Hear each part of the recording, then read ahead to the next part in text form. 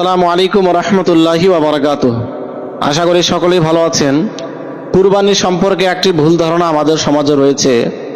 সেই ভুল ধারণাটি হলো, বহু লোক মনে করে যে কুরবানির পশুর ক্ষেত্রে দাঁত হওয়া জরুরি, দাঁত যদি না হয় তাহলে কুরবানি শুদ্ধ হবে না।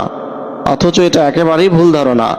কুরবানির পশুর ক্ষেত্রে দাঁত হওয়া জরুরি নয়, বরং নির্ধারিত বয়স হওয়া জরুরি। বয়স যদি হয় তাহলে কুরবানি হবে, নতুবা কুরবানি হবে না। এ ব্যাপারে ছাগল, দুম্বা ও ভেড়া কমপক্ষে যেন 1 বছরের হয়। 1 বছরের কম হলে কুরবানি জায়েজ হবে না। তবে 6 মাসের দুম্বা ও ভেড়া যদি এত মোটা তাজা হয় যা দূর থেকে দেখলে 1 বছরের মনে হয়, তাহলে এরূপ ভেড়া ও দুম্বা যার বয়স কেবলমাত্র 6 মাস, কিন্তু দূর থেকে দেখলে মনে হয় 1 বছর হয়ে গেছে, এত